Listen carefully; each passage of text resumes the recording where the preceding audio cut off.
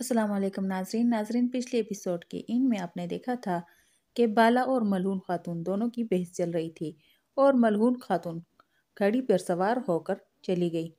پھر ملعون کے جانے کے بعد عائشہ خاتون بالا کے پاس آ کر جیسے ہی کہتی ہے بالا، تو بالا کہتی ہے خبردار، مجھ سے کوئی بھی ایک لفظ نہ بولے، میں نہیں چاہتی کہ میں اپنا غصہ اپنے گھر والوں پر اتاروں، اس لیے میں اس وقت خانقاہ جا رہی ہوں۔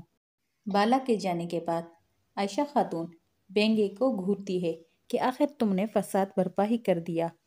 پھر عائشہ وہاں سے روانہ ہو جاتی ہے۔ دوسری جانب جنگل میں جہاں سماگر اور عثمان صاحب کے سپاہی تیروں کے ساتھ لڑ رہے ہوتے ہیں، ایک تیر آ کر برہان کی ٹانگ میں لگ جاتا ہے۔ برہان اپنے سپاہیوں سے تھوڑی دیر پہلے عثمان صاحب سے کیا ہوا وعدہ یاد دلاتا ہے۔ سماگر کہتا ہے، تم لوگوں نے یہ وعدہ کیا ہوگا کہ تم لوگ عثمان کے پاس زندہ سلامت جاؤ گے، لیکن یہ وعدہ تم کبھی بھی پورا نہیں کر سکو گے۔ برہان کہتا ہے، ہم نے یہ وعدہ نہیں کیا، بلکہ ہم نے یہ وعدہ کیا کہ ہم تمہارا سر کاٹ کر اپنے سردار کے پاس لے کر جائیں گے۔ سماگر کہتا ہے، کون سا سردار جو تمہیں یہاں پر اکیلا چھوڑ کر بھاگ گیا؟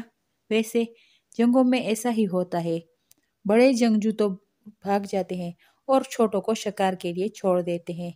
ویسے بھی تم لوگ تھوڑی دیر میں مر جاؤ گے، تمہارا سردار جو تمہیں چھوڑ کر چلا گیا۔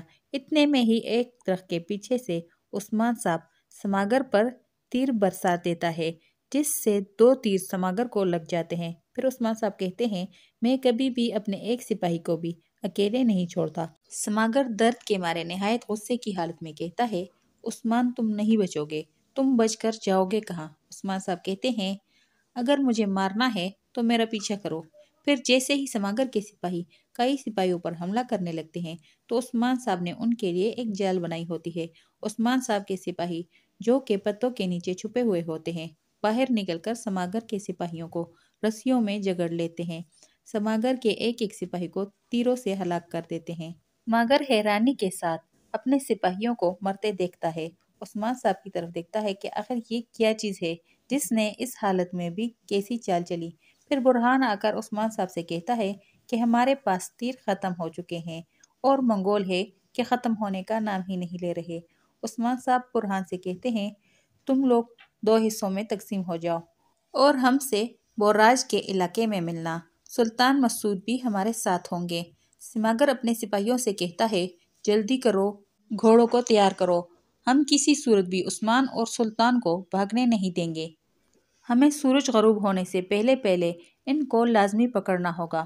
ادھر اناگول میں شیخ خدابالی اور ترگت صاحب دونوں زمین پر بیٹھے بات چیت کر رہے ہوتے ہیں۔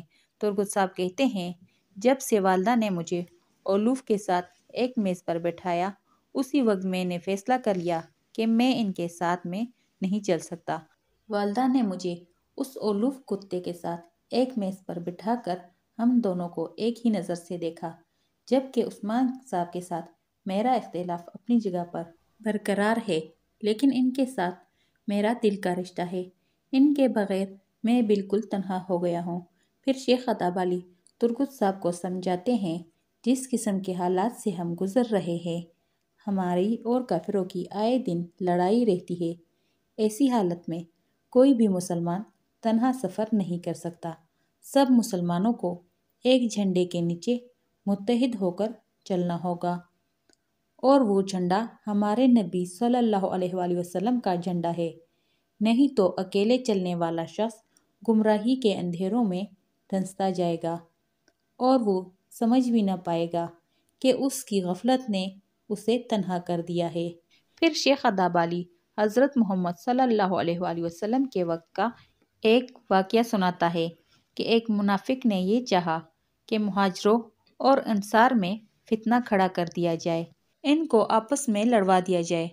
پھر وہ سب لوگوں کو اس بات پر آمادہ کرنے لگا کہ پہلے تو مہاجر کم ہوا کرتے تھے، اب تو یہ تعداد میں کافی زیادہ ہو گئے، اس لیے یہ بہت جلد ہم انصاروں پر بھاری پڑ جائیں گے۔ جب قافلہ مکہ سے مدینہ روانہ ہوا اور مدینہ پہنچ گیا تو اس منافق نے اپنے جیسے اور منافقوں کو جمع کیا اور یہ بات کرنے لگا۔ جب اس بات کا علم حضرت عمر رضی اللہ تعالیٰ عنہ کو ہوا تو انہوں نے یہ چاہا کہ اس منافق کا سر کاٹ دیا جائے تاکہ یہ فتنہ برپا ہی نہ ہو۔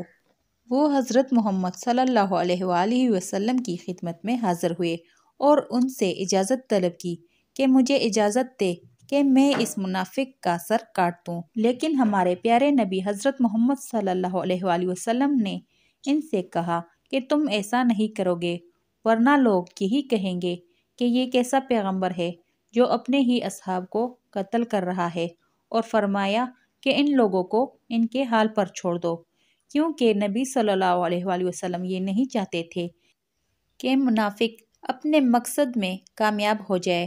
اس لیے آپ صلی اللہ علیہ وآلہ وسلم نے اس معاملے میں نہایت اطمینان سے کام لیا اور فتنہ برپا ہونے سے لوگوں کو بچا لیا۔ عثمان صاحب نے والدہ کو وہ تمام قلعے حوالے کر کے آپ صلی اللہ علیہ وآلہ وسلم کی اس سنت کو زندہ کر دیا، کیونکہ اگر عثمان صاحب ایسا نہ کرتے تو بہت بڑا فتنہ برپا ہو جاتا اور بہت سے مسلمانوں کا خون ناحق بہتا۔ پھر شیخ ادابالی کہتے ہیں لیکن اب وقت آ گیا ہے کہ حضرت عمر رضی اللہ تعالیٰ عنہ والا غصہ دکھایا جائے، اور مجھے یہ غصہ اس وقت آپ میں نظر آ رہا ہے۔ جو غصہ اس وقت آپ کے اندر موجود ہے وہ نفس کے لیے نہیں ہے بلکہ اللہ کے راستے میں جہاد کے لیے ہے۔ یہ غصہ اس لیے ہے کہ اللہ اور رسول کے کلمے کو پوری دنیا میں نافذ کیا جائے۔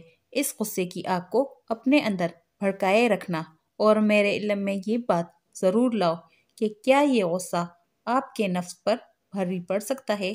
ترگت صاحب نہایت گہری سوچ میں ڈوب جاتے ہیں اور سوچتے ہیں کہ واقعی میرے اندر وہ غصہ موجود ہے جو دین اسلام کو پوری دنیا میں پھیلانے کے لیے تھا۔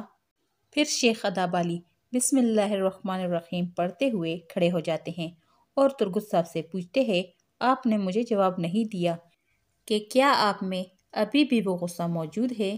کیا آپ ابھی بھی ترکمانوں کے قلعوں میں سے کافروں کو باہر نکال کر پھینک سکتے ہیں؟ پہلے آپ ان سب باتوں پر اچھی طرح سوچ لیں کہ کیا آپ یہ کام کرنے کے لیے تیار ہیں۔ پھر شیخ ادابالی وہاں سے چلے جاتے ہیں اور ترگت صاحب ان باتوں پر سوچ رہے ہوتے ہیں اور خود سے شرمندہ بھی ہو رہے ہوتے ہیں کہ میں آج کس مقام پر کھڑا ہوں۔ دوسری جانب عثمان صاحب اپنے سپاہیوں اور سلطان مسعود کے ساتھ بوراج کے غار میں موجود ہوتے ہیں اور بہت ہی پریشان ہو رہے ہوتے ہیں کہ آخر ایک تیر لگنے سے سلطان مسعود کی طبیعت اتنی خراب کیسے ہو سکتی ہے، جبکہ سلطان مسعود ایک بہت ہی باہمت انسان ہے۔ عثمان صاحب کو یہ معلوم ہی نہیں ہوتا کہ جو تیر سلطان مسعود کو لگا ہے اس پر پہلے سے زہر لگایا گیا ہے۔ پھر عثمان صاحب سلطان مسعود کا تیر نکالتے ہیں۔ وہاں پر موجود ایک سپاہی کہتا ہے اگر سلطان مسعود مر گئے تو پھر کیا ہوگا؟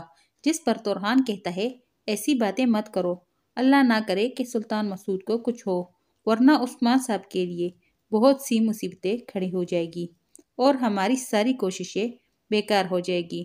عثمان صاحب سلطان کی سانسیں چیک کرتے ہیں اور سلطان مسعود کو بہت ہلکی سانسیں آ رہی ہوتی ہے، جس سے عثمان صاحب کہتے ہیں سلطان کی زندگی کو خطرہ ہے، اور نہایت پریشانی کے عالم میں کہتے ہیں یا اللہ ہماری مدد فرمائے، ہم کیا کریں؟ اگر سلطان کو کچھ ہو گیا تو ہماری ساری محنت ضائع ہو جائے گی۔ اسی جگہ پر اس ایپیسوڈ کی اینڈ ہو جاتی ہے۔